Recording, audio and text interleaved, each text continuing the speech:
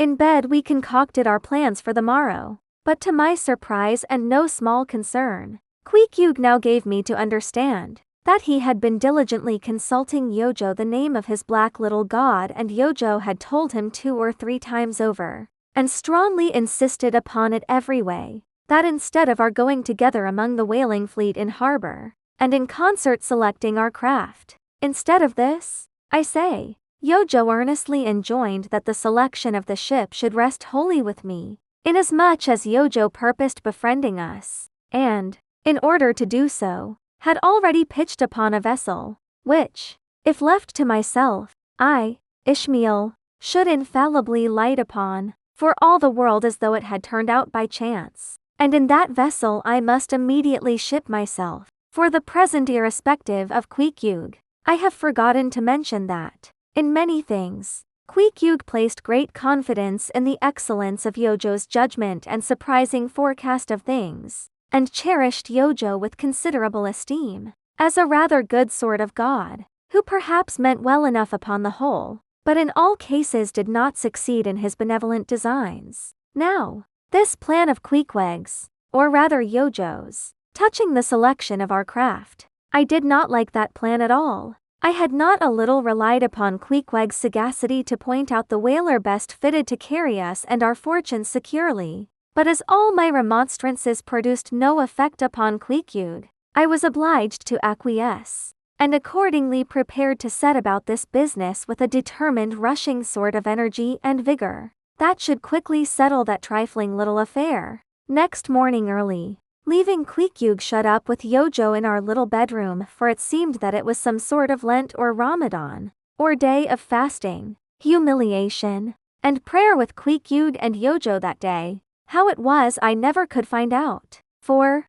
though I applied myself to it several times, I never could master his liturgies and XX articles. Leaving Queequeg, then, fasting on his tomahawk pipe, and Yojo warming himself at his sacrificial fire of shavings, I sallied out among the shipping. After much prolonged sauntering and many random inquiries, I learnt that there were 3 ships up for 3 years' voyages: the Devil Dam, the Titbit, and the Pequod. Devil Dam, I do not know the origin of. Titbit is obvious. Pequod, you will no doubt remember, was the name of a celebrated tribe of Massachusetts Indians, now extinct as the ancient Medes. I peered and pried about the Devil Dam, from her, hopped over to the Titbit, and finally, going on board the Pequod, looked around her for a moment, and then decided that this was the very ship for us. You may have seen many a quaint craft in your day, for aught I know, square-toed luggers,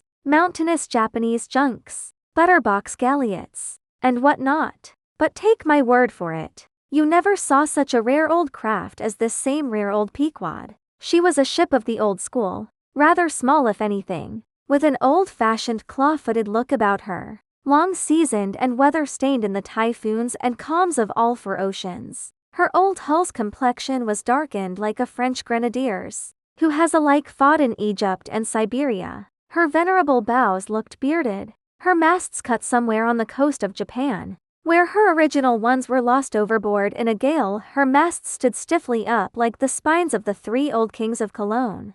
Her ancient decks were worn and wrinkled, like the pilgrim-worshipped flagstone in Canterbury Cathedral where Becket bled. But to all these her old antiquities were added new and marvelous features, pertaining to the wild business that for more than half a century she had followed. Old Captain Peleg, many years her chief mate, before he commanded another vessel of his own, and now retired seaman, and one of the principal owners of the Pequod. This old Peleg, during the term of his chief mateship, had built upon her original grotesqueness, and inlaid it, all over, with a quaintness both of material and device, unmatched by anything except it be Thorkill Hake's carved buckler or bedstead. She was apparelled like any barbaric Ethiopian emperor, his neck heavy with pendants of polished ivory. She was a thing of trophies, a cannibal of a craft, tricking herself forth in the chaste bones of her enemies. All round,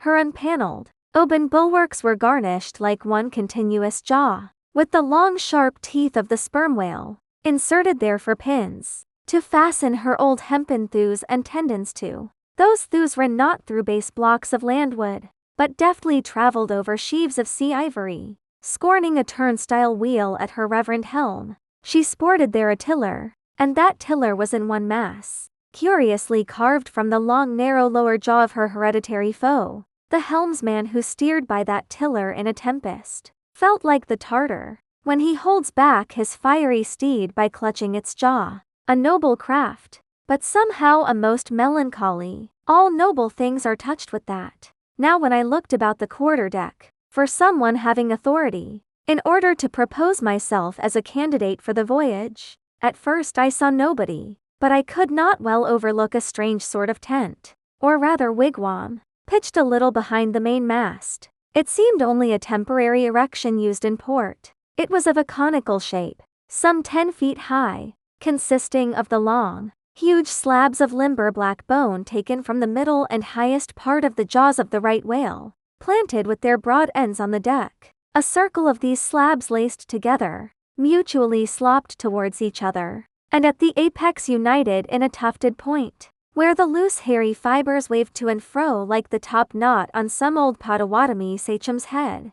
A triangular opening faced towards the bows of the ship, so that the insider commanded a complete view forward. And half concealed in this queer tenement, I at length found one who by his aspect seemed to have authority, and who, it being noon, and the ship's work suspended, was now enjoying respite from the burden of command. He was seated on an old-fashioned oaken chair, wriggling all over with curious carving, and the bottom of which was formed of a stout interlacing of the same elastic stuff of which the wigwam was constructed. There was nothing so very particular, perhaps, about the appearance of the elderly man I saw. He was brown and brawny, like most old seamen, and heavily rolled up in blue pilot cloth, cut in the Quaker style, only there was a fine and almost microscopic network of the minutest wrinkles interlacing round his eyes, which must have arisen from his continual sailings in many hard gales, and always looking to windward,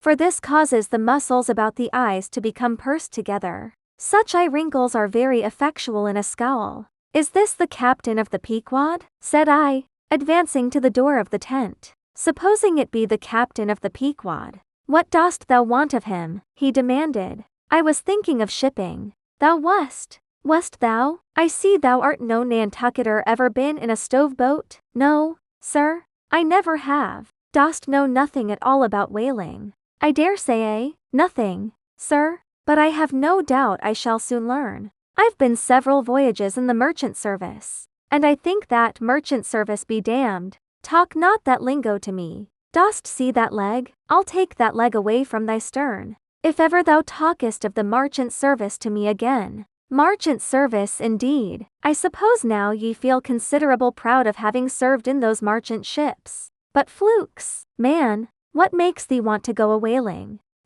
It looks a little suspicious, don't it?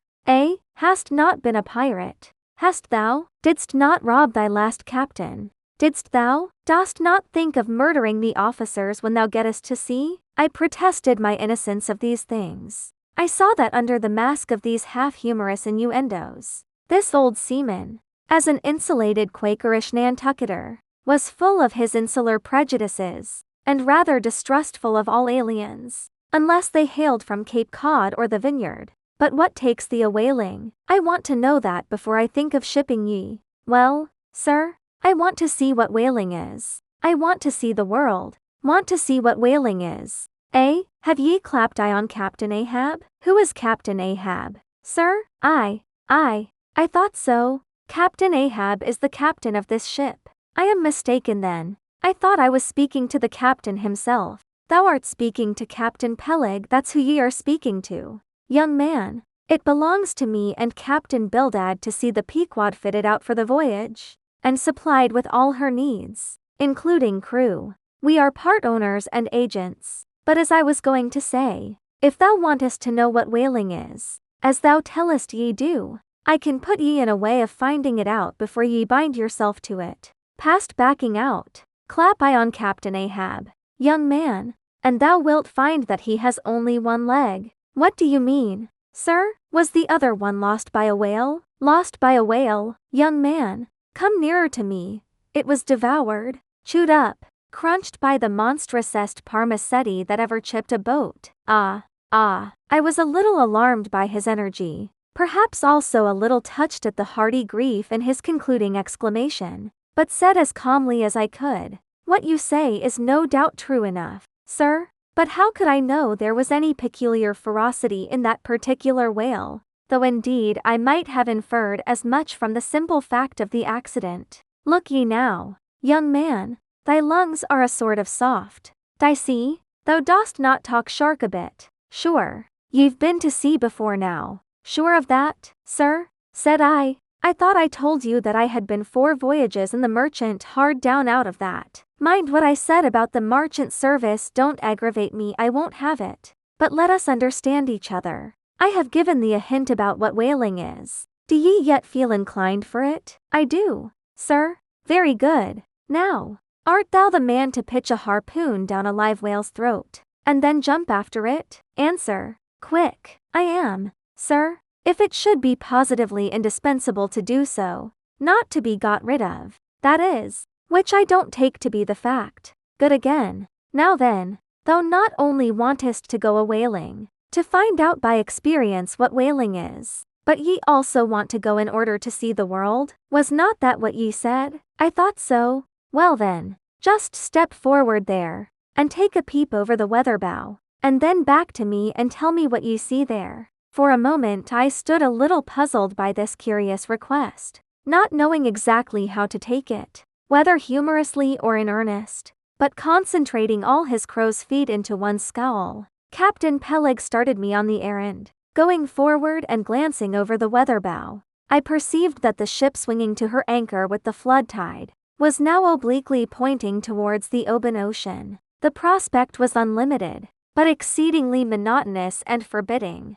Not the slightest variety that I could see. "Well, what's the report?" said Peleg when I came back. "What did ye see?" "Not much," I replied, "nothing but water. Considerable horizon though, and there's a squall coming up, I think." "Well, what does thou think then of seeing the world? Do ye wish to go round Cape Horn to see any more of it?" "Eh, can't ye see the world where you stand?" I was a little staggered, but go a whaling I must, and I would. And the Pequod was as good a ship as any, I thought, the best, and all this I now repeated to Peleg. Seeing me so determined, he expressed his willingness to ship me. "And thou mayest as well sign the papers right off," he added, "come along with ye." And so saying, he led the way below deck into the cabin. Seated on the transom was what seemed to me a most uncommon and surprising figure. It turned out to be Captain Bildad, who along with Captain Peleg was one of the largest owners of the vessel, the other shares,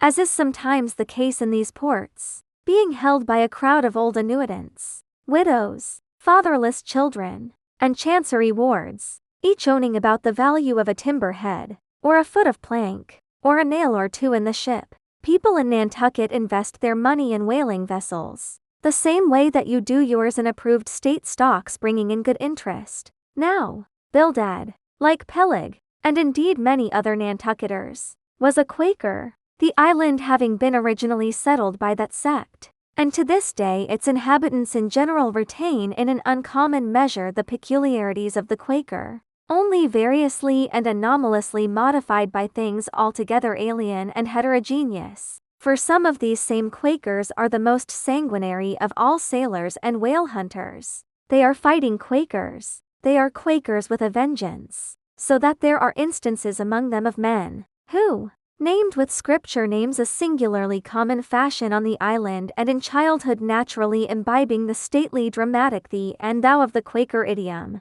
still, from the audacious, daring, and boundless adventure of their subsequent lives, strangely blend with these unoutgrown peculiarities 1,000 bold dashes of character, not unworthy a Scandinavian sea king, or a poetical pagan Roman. And when these things unite in a man of greatly superior natural force, with a globular brain and a ponderous heart, who has also by the stillness and seclusion of many long night watches in the remotest waters, and beneath constellations never seen here at the north, been led to think untraditionally and independently, receiving all nature's sweet or savage impressions fresh from her own virgin voluntary and confiding breast, and thereby chiefly, but with some help from accidental advantages, to learn a bold and nervous lofty language that man makes one in a whole nation's census a mighty pageant creature, formed for noble tragedies, nor will it at all detract from him,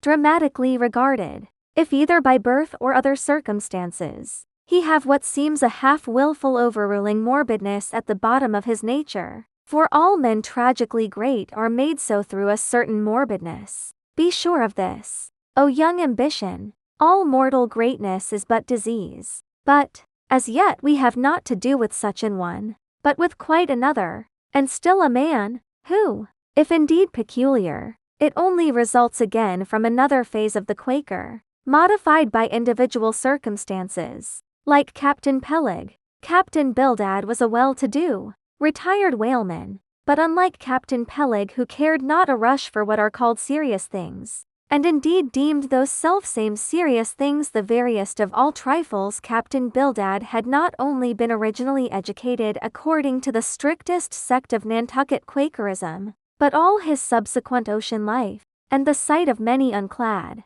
lovely island creatures, round the Horn, all that had not moved this native-born Quaker one single jot, had not so much as altered one angle of his vest. Still, for all this immutableness, was there some lack of common consistency about worthy Captain Bildad, though refusing, from conscientious scruples, to bear arms against land invaders, yet himself had illimitably invaded the Atlantic and Pacific, and though a sworn foe to human bloodshed, yet had he in his straight-bodied coat spilled tons upon tons of Leviathan gore. How now in the contemplative evening of his days, the pious Bildad reconciled these things in the reminiscence, I do not know, but it did not seem to concern him much, and very probably he had long since come to the sage and sensible conclusion that a man's religion is one thing, and this practical world quite another. This world pays dividends, rising from a little cabin boy in short clothes of the drabbest drab,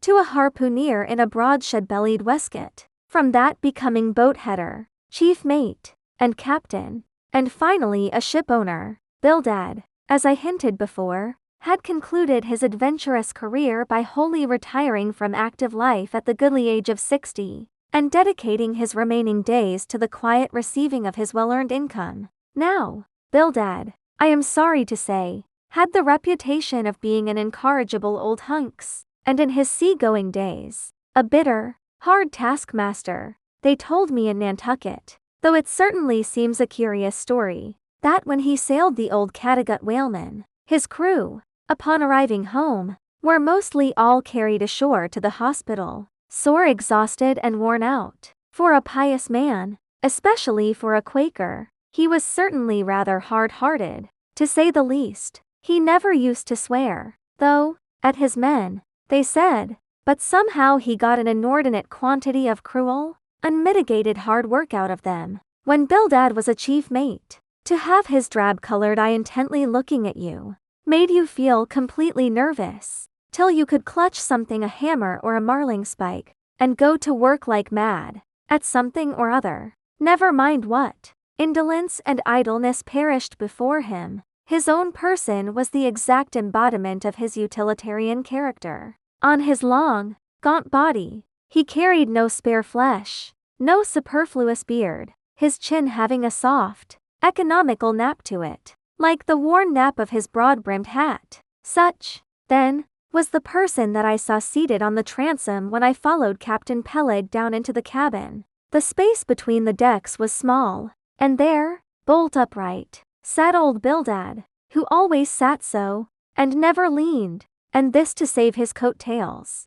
His broad brim was placed beside him, his legs were stiffly crossed, his drab vesture was buttoned up to his chin, and spectacles on nose. He seemed absorbed in reading from a ponderous volume. Bildad, cried Captain Peleg, at it again. Bildad, eh? Ye have been studying those scriptures, now, for the last 30 years, to my certain knowledge. How far ye got? Bildad, as if long habituated to such profane talk from his old shipmate. Bildad, without noticing his present irreverence, quietly looked up, and seeing me, glanced again inquiringly towards Peleg. "He says he's our man, Bildad," said Peleg. "He wants to ship." "Dost thee?" said Bildad, in a hollow tone, and turning round to me. "I dost," said I unconsciously. He was so intense a Quaker. "What do ye think of him, Bildad?" said Peleg. "He'll do,"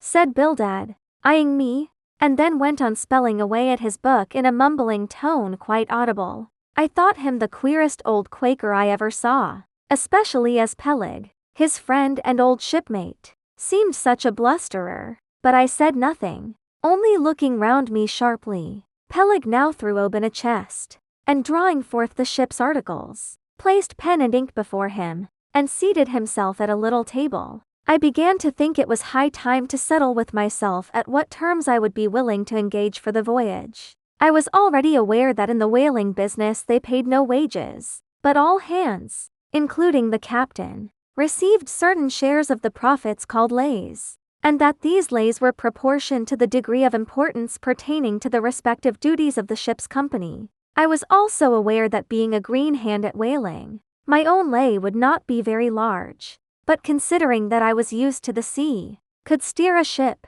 splice a rope, and all that, I made no doubt that from all I had heard I should be offered at least the 275th lay, that is, the 275th part of the clear net proceeds of the voyage, whatever that might eventually amount to. And though the 275th lay was what they call a rather long lay, yet it was better than nothing, and if we had a lucky voyage, might pretty nearly pay for the clothing I would wear out on it, not to speak of my 3 years' beef and board, for which I would not have to pay 1 stiver. It might be thought that this was a poor way to accumulate a princely fortune, and so it was. A very poor way indeed, but I am one of those that never take on about princely fortunes, and am quite content if the world is ready to board and lodge me, while I am putting up at this grim sign of the thundercloud. Upon the whole, I thought that the 275th lay would be about the fair thing, but would not have been surprised had I been offered the 200th,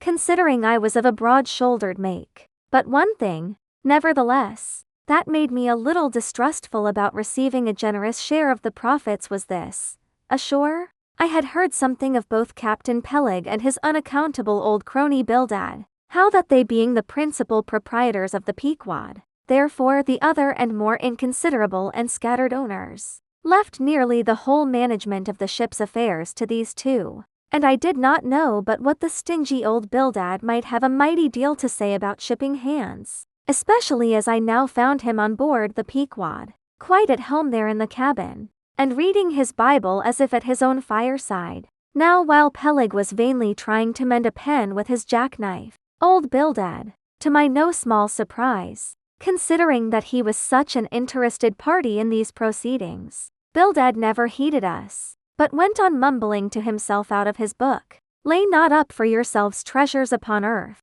where moth well." "Captain Bildad," interrupted Peleg, "what I say? What lay shall we give this young man? Thou knowest best," was the sepulchral reply. "The 777th wouldn't be too much, would it? Where moth and rust do corrupt. But lay. Indeed, thought I. And such a lay, the 777th. Well, old Bildad, you are determined that I, for one, shall not lay up many lays here below, where moth and rust do corrupt." It was an exceedingly long lay that, indeed, and though from the magnitude of the figure it might at first deceive a landsman, yet the slightest consideration will show that though 777 is a pretty large number, yet, when you come to make a tenth of it, you will then see, I say, that the 777th part of a farthing is a good deal less than 777 gold doubloons,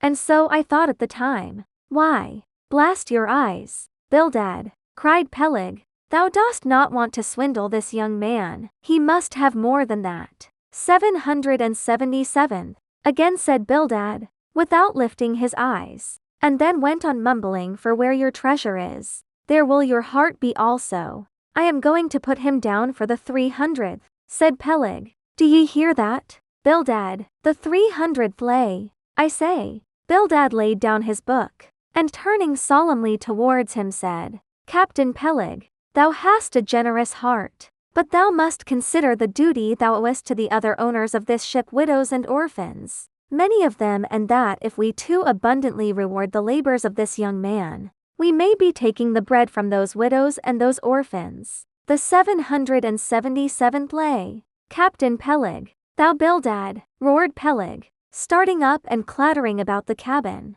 Blast ye, Captain Bildad, if I had followed thy advice in these matters, I would afore now had a conscience to lug about that would be heavy enough to founder the largest ship that ever sailed round Cape Horn. Captain Peleg, said Bildad steadily, thy conscience may be drawing 10 inches of water, or 10 fathoms, I can't tell, but as thou art still an impenitent man, Captain Peleg, I greatly fear lest thy conscience be but a leaky one, and will in the end sink thee foundering down to the fiery pit. Captain Peleg, fiery pit, ye insult me, man, past all natural bearing, ye insult me, it's an all-fired outrage to tell any human creature that he's bound to hell. Flukes and flames, Bildad, say that again to me, and start my soul bolts, but I'll swallow a live goat with all his hair and horns on, out of the cabin, ye canting,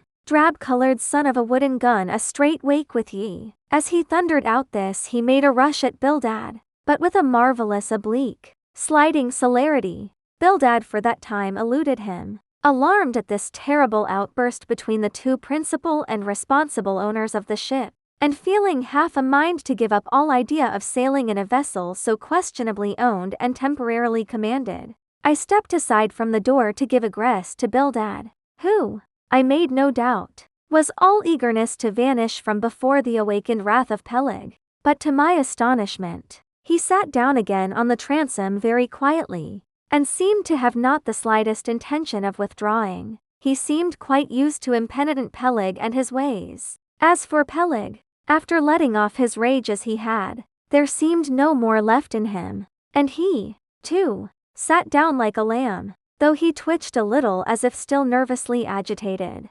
Phew!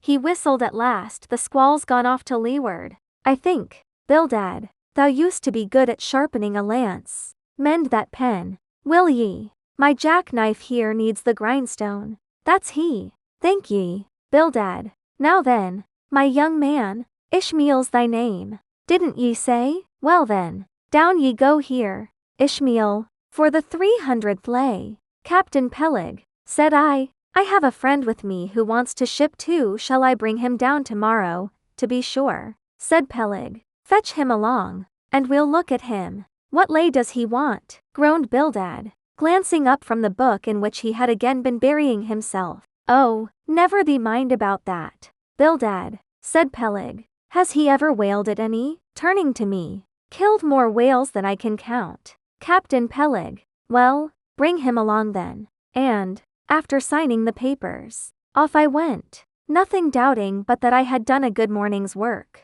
and that the Pequod was the identical ship that Yojo had provided to carry Queequeg and me round the Cape. But I had not proceeded far, when I began to bethink me that the captain with whom I was to sail yet remained unseen by me, though, indeed, in many cases, a whale ship will be completely fitted out, and receive all her crew on board, ere the captain makes himself visible by arriving to take command. For sometimes these voyages are so prolonged, and the shore intervals at home so exceedingly brief, that if the captain have a family, or any absorbing concernment of that sort, he does not trouble himself much about his ship in port, but leaves her to the owners till all is ready for sea. However, it is always as well to have a look at him before irrevocably committing yourself into his hands. Turning back, I accosted Captain Peleg, inquiring where Captain Ahab was to be found. And what dost thou want of Captain Ahab? It's all right enough.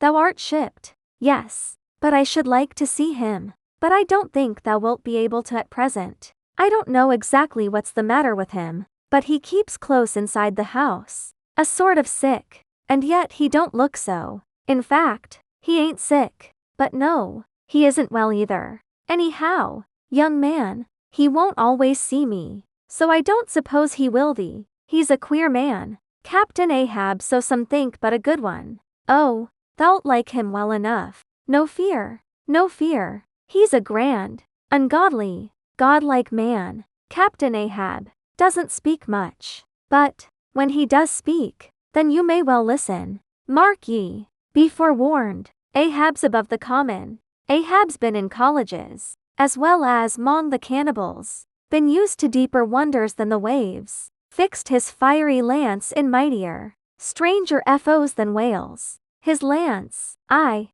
the keenest and the surest that out of all our isle. Oh, he ain't Captain Bildad, no, and he ain't Captain Peleg. He's Ahab, boy, and Ahab of old, thou knowest, was a crowned king, and a very vile one. When that wicked king was slain, the dogs, did they not lick his blood? Come hither to me, hither, hither, said Peleg, with a significance in his eye that almost startled me. Look ye, lad, never say that on board the Pequod. Never say it anywhere. Captain Ahab did not name himself. 'Twas a foolish, ignorant whim of his crazy, widowed mother, who died when he was only a 12-month-old. And yet the old squattistig, at Gayhead, said that the name would somehow prove prophetic. And, perhaps, other fools like her may tell thee the same. I wish to warn thee, it's a lie. I know Captain Ahab well. I've sailed with him as mate years ago. I know what he is, a good man, not a pious good man, like Bildad, but a swearing good man, something like me, only there's a good deal more of him. I know that he was never very jolly, and I know that on the passage home, he was a little out of his mind for a spell, but it was the sharp shooting pains in his bleeding stump that brought that about, as anyone might see. I know, too, that ever since he lost his leg last voyage by that accursed whale, he's been a kind of desperate moody, and savage sometimes, but that will all pass off, and once for all, let me tell thee and assure thee, young man, it's better to sail with a moody good captain than a laughing bad one. So goodbye to thee, and wrong not Captain Ahab, because he happens to have a wicked name. Besides, my boy, he has a wife, not 3 voyages wedded, a sweet, resigned girl. Think of that. By that sweet girl that old man has a child. Hold ye, then there can be any utter, hopeless harm in Ahab? No, no, my lad, stricken, blasted, if he be. Ahab has his humanities. As I walked away, I was full of thoughtfulness. What had been incidentally revealed to me of Captain Ahab filled me with a certain wild vagueness of painfulness concerning him, and somehow, at the time, I felt a sympathy and a sorrow for him, but for I don't know what, unless it was the cruel loss of his leg, and yet I also felt a strange awe of him. But that sort of awe, which I cannot at all describe, was not exactly awe. I do not know what it was, but I felt it, and it did not disincline me towards him, though I felt impatience at what seemed like mystery in him, so imperfectly as he was known to me then. However, my thoughts were at length carried in other directions, so that for the present dark Ahab slipped my mind.